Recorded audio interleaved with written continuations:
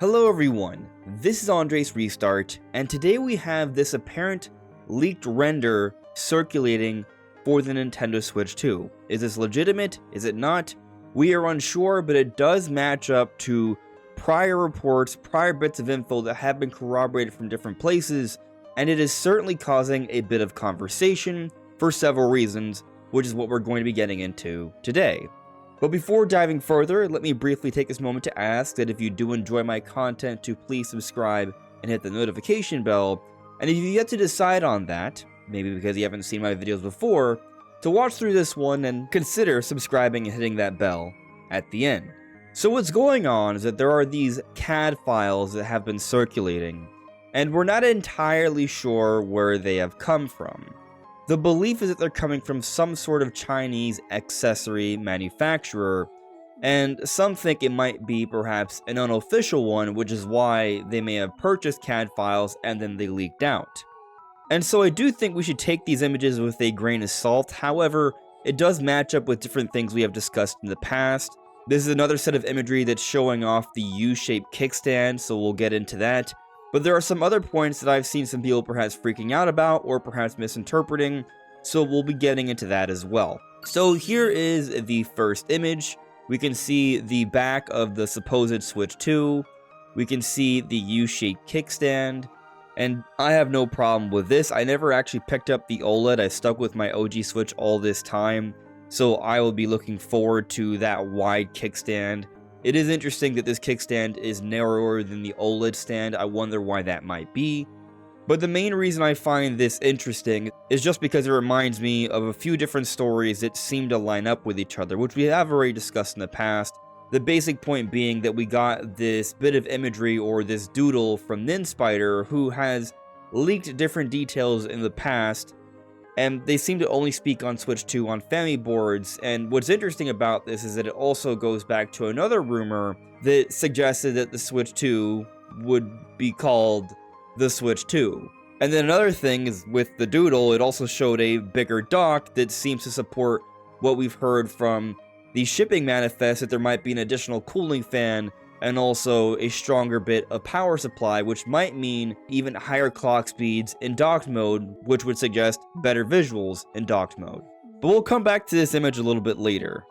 Here we see a close-up of the Joy-Con, and what some people are pointing out here is that when we take a look at the analog stick, you can see a little bit of a divot there, but some people are interpreting this to be an analog slider, basically what we had for the Nintendo 3DS, and I liked it on the Nintendo 3DS back then for what it was, but I would not want to see that now. There was a point where Nintendo was considering putting these circle pads into the Wii U gamepad, but with the final version of the Wii U, they went with normal control sticks, and they didn't do the circle pad with the Joy-Cons on the Nintendo Switch, which would have made the system a bit easier to fit into places, but they didn't do it.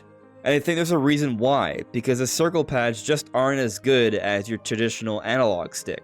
So people are seeing this, interpreting it as a circle pad, and freaking out. But one, if you look carefully, there is a little bit of a divot there, so I don't think this is a circle pad, but if you need more proof, well, look over here at the first image. We can literally see the gap, the control stick sticking out. A circle pad wouldn't be this visible. It would look more like the button we see over here, if anything. So don't worry, there is not going to be a circle pad, at least not based off these images or anything we've heard about Switch 2 at all this entire time. But moving on, we see another look at the Switch 2 supposedly. It looks cool, it's bigger, the Joy-Cons are bigger screen. We've discussed this stuff in the past already.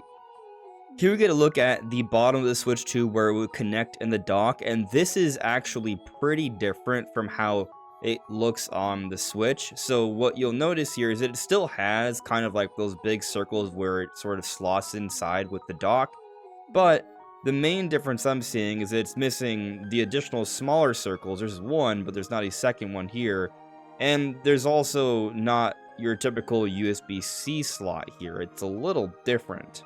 Is wider. So they might be going for a different type of connection here, perhaps something proprietary. And that could be interesting, but it also further suggests that the Switch 2 will not be compatible with the current docks that are out there. Now, as we've discussed, it seems like the dock we're going to get for Switch 2 is going to be something different, a little bit bigger, with some more components inside of there that may facilitate better visuals and better performance in docked mode. But while we're also here, I want to talk a little bit about the kickstand. So, you see, with the kickstand, when we see it from this angle, it's making me question if there's space to hold the SD card slot, because the kickstand hides the SD card slot, and this is a lot thinner. Now, it could still be done. I'm not entirely sure how wide this kickstand is. It could just be here to the side or to the other side. Totally possible. Just something I want to point out here. Now, looking over here, something else that people are reacting to is that they're seeing the top part right here and thinking that this is like 3 new buttons. They're not buttons. These are just the air vents. That's what it is. There's not that much detail here. This is where the air vents are on Switch 1. There has to be air vents somewhere. This is where they would be. That's all there is to this. There you see the USB-C slot. It's all pretty normal, par for the course. Here we get another interesting look, how the system looks from both sides. And here you can clearly see that these are air vents. They're not buttons. That's what it is. This would be the volume and power button. This is where the cartridge slot would go. I'm not sure where the SD card slot would go. Maybe it still does go behind the kickstand there. And that's really it. Those are all the images. Now, something else that I guess people are kind of talking about that I don't really agree with at all is these buttons here. People are talking about them as if they're buttons that we can maybe use as like an additional input. And personally, I think this is extremely unlikely. I think these buttons are essentially just the buttons you press to detach the Joy-Cons from the tablet, and that's really all it is. So I guess I'll just show you an example. Hello, I'm on camera for a little bit here, barely. But anyways, as you can see here, right, this is a normal Joy-Con. This is where the normal button is for the Joy-Cons to press when you want to take it off the tablet. And when I'm holding it, and by the way, I'm 6'1", just so you have an idea, like, I'm slightly above average in terms of size, including my hands. I can't just naturally press a button over here like there. That would be a very awkward angle. This is not a button meant to be pressed like that. Like, if you're normally gonna be holding the trigger like this, right? So I just think that that button is purely there for the sake of detaching from the Joy-Cons, and that's it.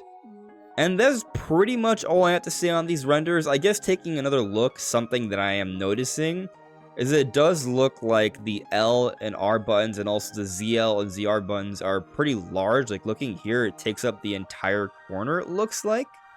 And that's very interesting. Looking over here, do we get another good look at them? Yeah, we get another great look at them here, actually. And yeah, the L button and the R button are like completely rounding around the corner. They're pretty wide, as are the ZL and ZR buttons. And I gotta tell you, I like the idea of that. It reminds me a little bit of the Wii U gamepad, actually. But the Wii U gamepad was large and clunky, and this looks to be a lot more sleek and refined. And so that's great. I love the idea of bigger shoulder buttons. However, what I am concerned about is that these are not going to be analog triggers.